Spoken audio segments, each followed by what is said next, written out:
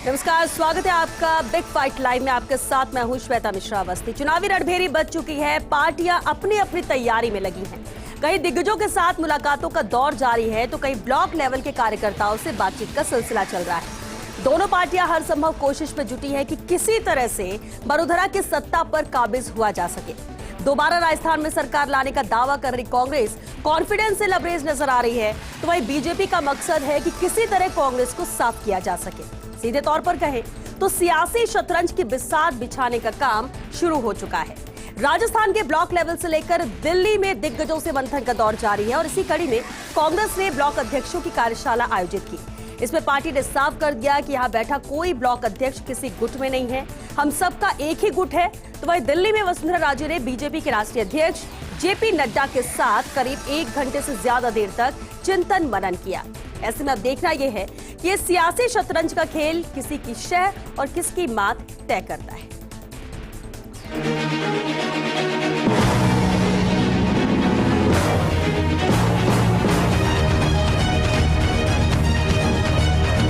बहुत ही उत्साह है कांग्रेस के प्रति, कोई एंटीकमेंसी नहीं है और भाजपा लड़खड़ा रही है, अपने पैरों पे खड़ी नहीं हो पा रही है।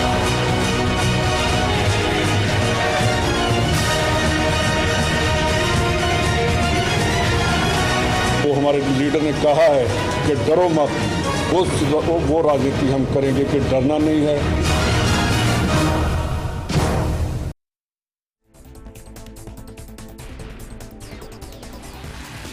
सियासी शतरंज, चलिए इस पर चर्चा के लिए हमारे साथ खास मेहमान जुड़ चुके हैं। हमारे साथ कांग्रेस नेता डॉक्टर प्रदीप चतुर्वेदी जी, साथ ही राजनीतिक विश्लेषक महेश शर्मा जी भी चर्चा में शामिल हुए हैं। बहुत स्वागत है आप दोनों का बिग फाइट लाइव में। कुछ ही देर में कुछ और मेहमान भी हमारे साथ जुड़ेंगे। प्रदीप जी, आपसे शुरुआत करते हैं। कोशिश लगातार बीजेपी भी कर रही है, कांग्रेस भी कर रही है, रोजाना बैठकों का दौर भी चल रहा है, लेकिन ब्लॉक अध्यक्षों की कार्यशाला क्या सिखाने की कोशिश यहाँ पर की जा रही है, कैसी तैयारी कर रही है, इसे अगर चुनावी तैयारी के लिहाज से देखा जाए तो? नमस्कार श्वेता, आज का जो कार्यक्रम है उसमें हमारी कांग्रेस में बैठक हुई और जिस तरह का संबोधन किया गया है उसमें कार्यकर्ताओं को प्रमुख रूप से उत्साहित करने की योजना पर बात हुई है। केंद्रीय आला कमान के जो हमारे प्रभारी सचिव महासचिव हैं रंधावा साहब, उन्होंने मिलकर के नेतृत्व से बात की है और इस बार हमें पता है कि इस बार हम चुनाव में जा रहे हैं तो हमें सरकार को दोबारा रिपीट करना है। एक ही अनोखा अनूठा प्रयोग है और इस बार प्रतिबद्ध हैं हम कि हमारी सरकार इस पर वापस आए। तो उसके लिए मैं समझता हूँ किसी भी पार्टी के कार्यकर्ताओं का जो बेस है अगर उसे मजबूत नहीं करेंगे तो मैं समझता हूँ उसका उद्देश्य प्राप्त करना आसान नहीं होगा। इसीलिए इस बार कार्यकर्ता को सबसे अधिक महत्व देते हुए कार्यकर्ताओं को आने वाले चुनावों में तैयारी के लिए करने के लिए कहा जा रहा है। बात यही है, कांग्रेस पार्टी 135 साल पुरानी पार्टी है, लेकिन सवाल यही है कि कार्यकर्ता कहीं ना कहीं उपेक्षित होता रहा है।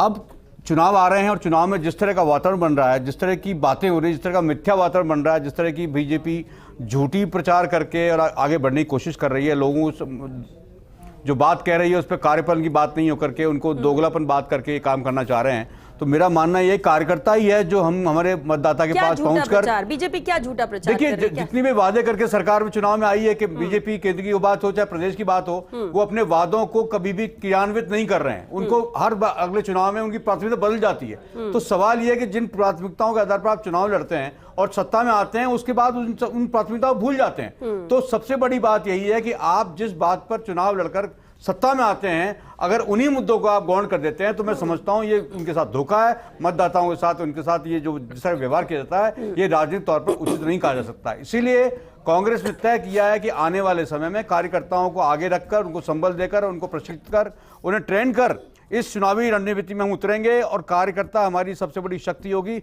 इसीलिए हमने इस बार 2 अभूतपूर्व परिवर्तन प्रयोग किए हैं कि इस बार हम अच्छे कार्यकर्ताओं को सम्मानित भी करेंगे, उनको मुख्य धारा में लाएंगे और आने वाले समय में सरकार ने कहा है कि इस बार अगले बार जब हम सत्ता में आएंगे तो पहले 3 महीनों में भी जितने बोर्ड जितने जाताओं की और कार्यकर्ताओं की नियुक्ति का जो बात होगी वो हम पहले 3 महीने में करेंगे। तो मैं समझता हूँ कार्यकर्ताओं का सम्मान अगर हमारा सरकार और संगठन करेगा तो कोई ऐसी दुनिया की ताकत नहीं जो संगठन के बूते पर सरकार को न लाए और या वो संगठन मजबूत ना हो।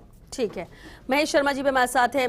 महेश जी, अहम बात ये कि देखिए, ठीक है, मीटिंग्स हो रही हैं, अगर हम बीजेपी की बात कर ले तो वसुंधरा राजे ने भी जेपी नड्डा से मुलाकात की है, लेकिन एक जो अहम बात है, हर किसी की रणनीति अपनी अपनी है, फिर वो बीजेपी हो या कांग्रेस हो, चुनाव लड़ने का तरीका। लेकिन अगर कर्नाटक के परिणामों की बात करें, उसके बाद ऐसा नजर आ रहा था कि कुछ परिवर्तन, कुछ अपनी रणनीति में बदलाव बीजेपी कर सकती है, तो क्या ऐसे में आपको लगता है कि रीजनल फेज डिक्लेयर कर सकती है बीजेपी?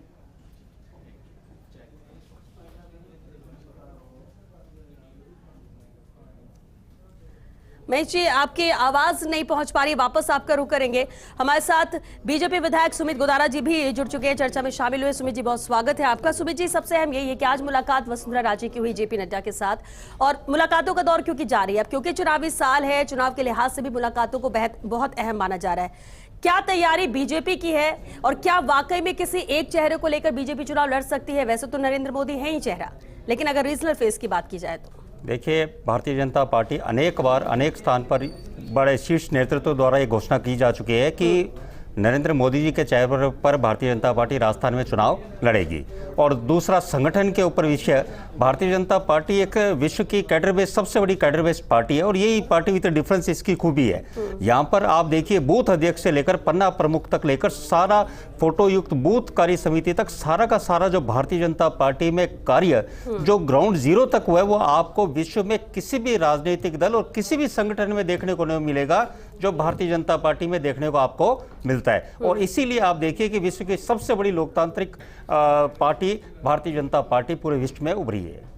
ठीक है, लेकिन कर्नाटक के परिणामों के बाद कहीं ना कहीं नजर आता है कि, और बीजेपी भी ये मान रही है कि रणनीति में कुछ बदलाव करने की जरूरत है, और रीजनल, अगर स्टेट वाइज बात करें विधानसभा चुनाव में, तो वो रणनीति नहीं चल पाती कि आप लोकसभा चुनाव के मद्देनजर जो रणनीति बनाते हैं। तो क्या बीजेपी को भी परिवर्तन करने की कोई सोच है, या फिर कुछ ऐसा लग रहा है कि अगर वापसी करना है और जीतना है तो कुछ तो बदलाव करने पड़ेंगे? देखिए, पार्टी में, संगठन में निरंतर सतत प्रक्रिया है, उसमें सुझाव बदलाव जो भी समय अनुसार पार्टियां करती रहती है। और कर्नाटक में वैसे भी भारतीय जनता पार्टी जब सरकार बनी तो सरकार वहां कांग्रेस और जेडीएस की सरकार बनी थी।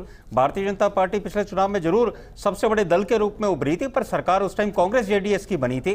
तो ये जो बार बार विषय कर्नाटक का उठाया जा रहा है, और हर चुनाव अलग होता है, हर राज्य का चुनाव अलग होता है। अब इस तरह आप बात करेंगे तो आप देखिए, 2018 में राजस्थान में कांग्रेस की सरकार आई, 4 महीने बाद ही लोकसभा के चुनाव होते हैं, 25 की 25 सीटें और 185 विधानसभा सीटें में भारतीय जनता पार्टी आगे रही।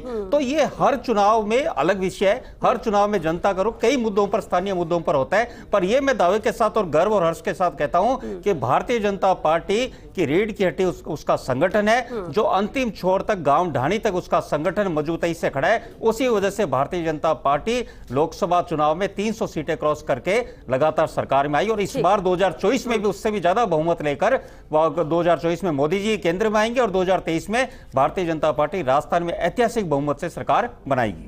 चलिए, ठीक है, यानी तैयारी उस लिहाज से, और इसलिए इतने कॉन्फिडेंट आप नजर आ रहे हैं। लेकिन महेश शर्मा जी का रुख कर लेते हैं, हमारे साथ लगातार बने हुए हैं। महेश जी, कहीं मुलाकातों का दौर है, कहीं कार्यकर्ताओं से खास बातचीत की जा रही है, लेकिन अहम यह भी है कि वसुंधरा राजे की अगर बात कर ले, क्योंकि आज मुलाकात उन्होंने जेपी नड्डा के साथ की है, पिछले कुछ सालों तक एकदम साइडलाइन वसुंधरा राजे नजर आ रही थी, लेकिन अब मुलाकातों का दौर जो चल रहा है, और ऐसे में बीजेपी की तरफ से कैंडिडेट के तौर पर, सीएम कैंडिडेट के तौर पर बार बार जो नाम एक आता है वो वसुंधरा राजे का आता है, लेकिन साथ ही कहा जाता है कि बहुत सारे चेहरे हैं। अब जब बीजेपी के अंदर इतनी सारी बातें हैं, दूसरी तरफ बीजेपी कॉन्फिडेंट है कि वो वापसी कर रही है, ऐसे में क्या आपको नजर आता है रणनीति के तहत जो अब तक किया जा रहा है, या मुलाकातों के तहत जो आपको नजर आता है? जहां तक सवाल है दोनों पार्टियों का, तो वो अपनी रणनीति, अपने कार्यकर्ताओं को सक्रिय कर रहे हैं।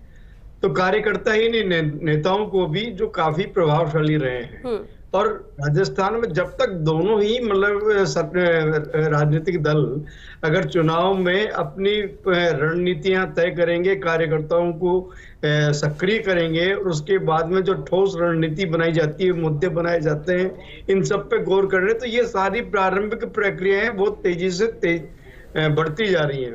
और अब ये है कि अब ये जो जैसे जैसे आगे मतलब मूवमेंट बनता है, तो उसमें कौन से मुद्दे बनेंगे, ये तो बात की बात है। लेकिन फिलहाल जो है, अगर कांग्रेस की बात करें तो वो अभी इस समय उसका पलड़ा इसलिए भारी कह सकते हैं आप जी। कि उनकी जबरदस्त जो योजना है और उनको जिस तरह से प्रचार हो रहा है और जिस तरह से वो मतलब क्या कहते हैं ना उपलब्धियों को आम जनता तक पहुंचाने के जितने भी जतन कर रही है और कार्यकर्ताओं को सक्रिय कर रही है, तो वो उसे माइलेज के रूप में कह सकते हैं बढ़त बना रही है। इसमें कोई दो राय नहीं। लेकिन सवाल ये है कि अगर समय रहते हुए अगर भाजपा ने, जो कि इनकम्बेंसी फैक्टर कहते हैं या और कुछ दूसरी चीजें हैं, और उनको अगर प्रभाव तरीके से आम जनता तक या मतदाता तक अपना जो अगर उसको अभियान को और या जागरूकता को उसको कन्विंस कर पाएंगी, तो मतलब क्या कहता है ना, वो एक जो आने वाले दौर में जो चुनावी संघर्ष बहुत कड़े कांटे का हो जाएगा। लेकिन अब ये देखना ये है कि अगर गुटबाजियां दोनों ओर से कम नहीं हुई तो ये संघर्ष और भी मतलब विकट हो जाएगा। बिल्कुल अहम बात आपने कही डॉक्टर प्रदीप चतुर्वेदी, ये बेहद अहम है क्योंकि गुटबाजी हम ये कह ही नहीं सकते कि सिर्फ किसी एक पार्टी में, दोनों ही पार्टियों में नजर आती हैं और ऐसे में नुकसान सामने वाली पार्टी से ज्यादा अपने ही साथ के लोगों से हो जाता है चुनाव में। कांग्रेस क्या इसे लेकर अलर्ट है? क्या सब कुछ साथ ले रही? क्या गुट अब कोई नहीं सिवाय कांग्रेस के? श्वेता देखिए, मैं कहना चाहूंगा कि राजस्थान में कांग्रेस की जहां तक बात है, मेरा मानना यही है कि हमारे नेतृत्व को डिस्प्यूट ही नहीं है और हमारे लोकल नेता में अशोक गहलोत, डोटासरा जी, हमारे जो हमारा क्षेत्रीय नेतृत्व है वो सक्षम है और लोगों के पास पहुंचकर अपनी योजनाओं की बात कर रहा है, अपनी कार्यक्रमों की बात कर रहा है और कार्यकर्ता भी उनके निकट संपर्क में। पर सवाल अगर भाजपा की बात करें तो भाजपा ने अभी 2 दिन पहले अपना वहां पे एक अधिवेशन किया सवाई माधोपुर में, वहां एकजुटता की बात कर रहे हैं क्योंकि उन्होंने ऐसे बीच बोए हुए हैं कि संभागवार जो नेता उन्होंने खड़े किए, बीकानेर में अर्जुन राम मेघवाल, जोधपुर में गजेंद्र सिंह शेखावत जी, कोटा में आपके बिरला जी, तो आपने संभागवार जो नेता खड़े कर दिए जिनके पंख लगा दिए कि वो संभावित नेता हो सकते हैं अगले सरकार के।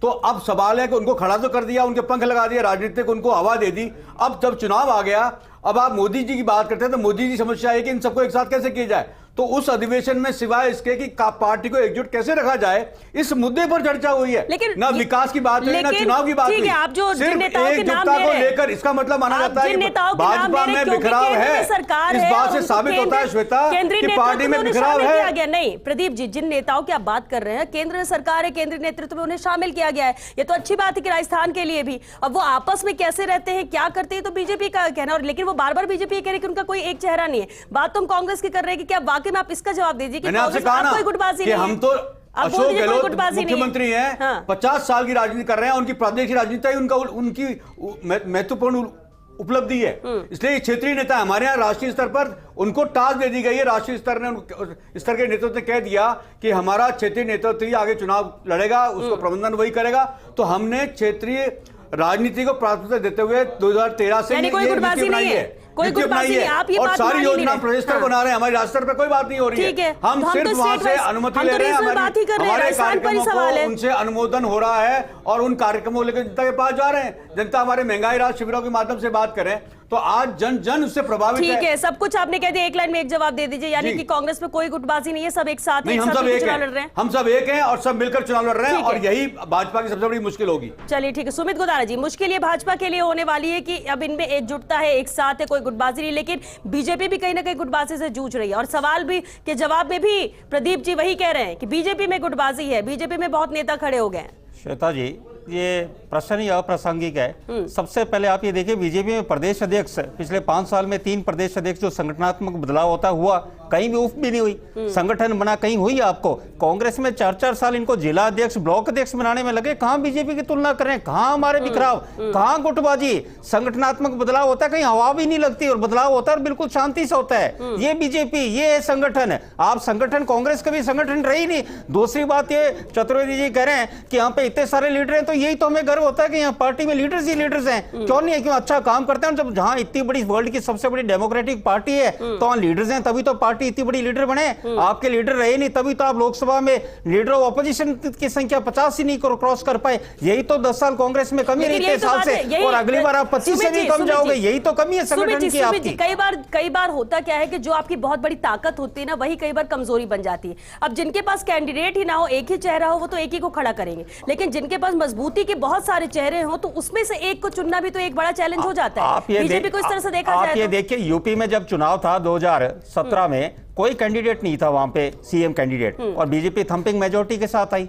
ठीक है, तो ये 2022 में भी ऐसी। तो आप ये देखिए ना, कैंडिडेट की कोई वो पार्टी ने जब कह दिया सामूहिक नेतृत्व है तो उसमें कोई आवश्यकता नहीं, यही तो पार्टी की है खूबी। और आप कहां कांग्रेस की बात करें, कौन से राहत शिविरों की बात करें, लाइट के बिल लोगों को झटके दे रहे हैं, गांव में स्कूलों में अध्यापक नहीं है, ये अखबारों में बड़े बड़े विज्ञापन देखकर यहाँ के बैठे लोग, कोई मीडिया वाले पब्लिसिटी से कोई प्रभावित हो रहे हैं। बाकी हकीकत में अशोक गहलोत जी पिछली बार भी कार्यकाल में लास्ट में 6 महीने ऐसी कोई कंबल बांटे थे, कहीं ऐसे फ्री में बांटने की घोषणा करते हैं, जब बिजली के बिल लोगों के आ रहे हैं, लोग कह रहे हैं पहले से ज्यादा बिल आ रहा है, ये अशोक गहलोत की सरकार है। और मैं पिछली बार 21 सीटों पर आई, इस बार डबल डिजिट भी ये क्रॉस नहीं करेगी। और ये पूरा राजस्थान तो बोल ही रहा है, इनके खुद के मंत्री बोल रहे हैं, इससे बड़ी बात और क्या हो सकती है।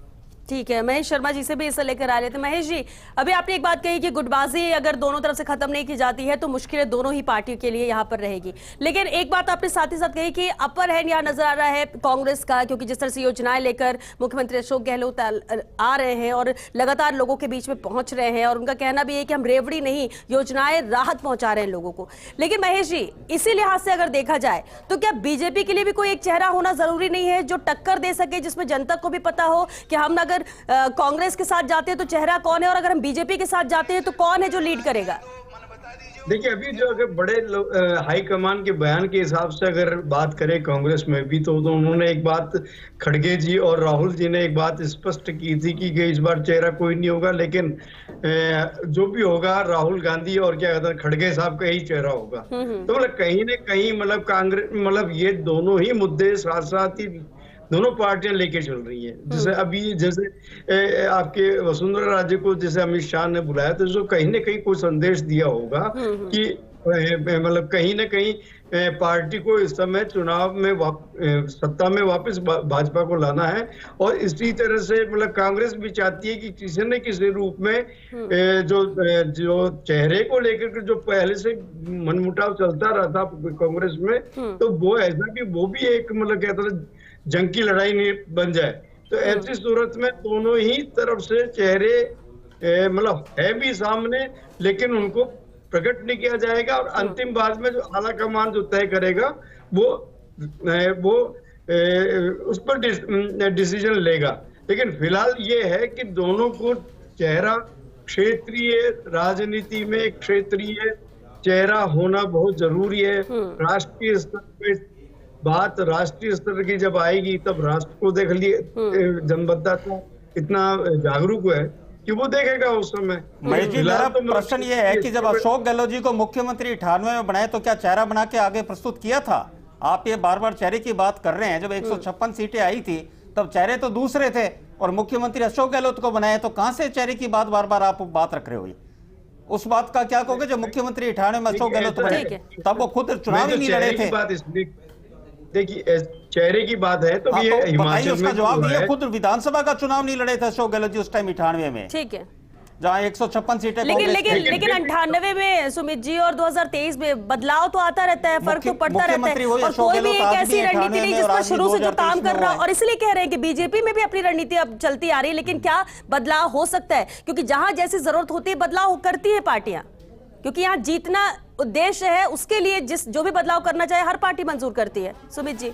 बिल्कुल, और मैं इसीलिए तो पार्टी सामूहिक नेतृत्व पे जा रही है, कलेक्टिव लीडरशिप, यही बीजेपी की खूबी है। और उसी खूबी का क्यों नहीं हर पार्टी अपना राजनीतिक दल है उसका उपयोग करेगा कि ज्यादा से ज्यादा लाभ आम जनता को पहुंच सके, लीडरशिप उभरे आगे के राजस्थान के लिए। यही तो बीजेपी की है। अशोक गहलोत 98 में भी थे, आज भी अशोक गहलोत है कांग्रेस के पास, वहां दूसरे लीडर उनको आने नहीं देते। पायलट साहब आगे आए तो उनको किस तरह साइडलाइन किया गया है। तो ये इस तरह की लीडरशिप रही है कांग्रेस की, वो नए लोगों को आगे आने नहीं देते। सचिन पायलट के बारे में नालायक, निकम्मा, युवा और क्या क्या शब्द किए गए, तो ये इनकी संस्कृति है। पर ये बीजेपी है, यहाँ युवाओं को आगे लाया जाता है। आप ये देखिए, पुष्कर सिंह धामी को दोबारा मुख्यमंत्री बनाया जाता है, युवा मुख्यमंत्री। देवेंद्र फडणवीस महाराष्ट्र के मुख्यमंत्री बने। This is party with a difference, और इसीलिए गर्व होता है बीजेपी में सभी। ठीक है, इसलिए तो सवाल था कि जब दोबारा मुख्यमंत्री बने, दोबारा वहां पर वो चेहरे लेकर आए, तो क्या राजस्थान में भी दोबारा वही चेहरा आएगा? महाराष्ट्र में चेहरा नहीं लेके आए थे वो उस टाइम, और वो यूपी और उत्तराखंड में भी चेहरा। लेकिन महेश जी, एक आखिरी सवाल है महेश जी, इससे कितना फर्क पड़ता है जनता के बीच में, क्या प्रभाव पड़ता है कि आप पहले चेहरा नहीं लेकर आओ? क्योंकि आप जो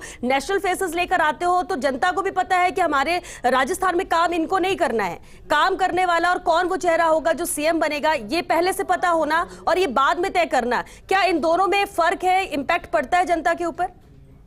देखिए ये बिल्कुल सही, क्षेत्रीय स्तर पे ये चुनाव जो हो रहे हैं वो तो क्षेत्रीय हो रहे हैं। अब क्षेत्रीय चुनाव है तो क्षेत्रीय चेहरा भी होना चाहिए। ये ठीक है कि राष्ट्रीय नेतृत्व भी मतलब बहुत बड़ा योगदान देता है, वो भी एक अपने आप में पहलू है।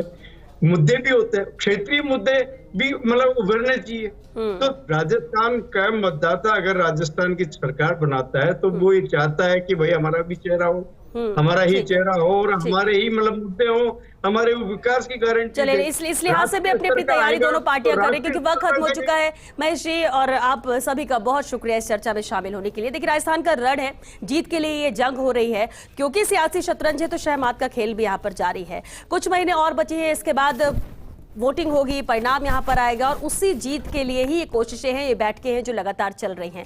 हालांकि अब देखना दिलचस्प ये जरूर होगा कि क्या वाकई में पहले से चेहरे को डिक्लेयर किया जाता है, फेस डिक्लेयर किया जाता है, या फिर सीधे तौर पर चुनाव में उतरेंगे और उसके बाद तय होता है। हो सकता है चुनाव के पहले तक कोई बड़ा फैसला, कोई बड़ा अनाउंसमेंट भी दोनों पार्टियों की तरफ से किया जा सके। इंतजार करते हैं, लेकिन जीत और हार तो तय है, लेकिन किसकी जीत किसकी हार इसका रहेगा इंतजार। चलिए इसी के साथ बिग फाइट लाइव में आज के लिए बस इतना ही। नमस्कार।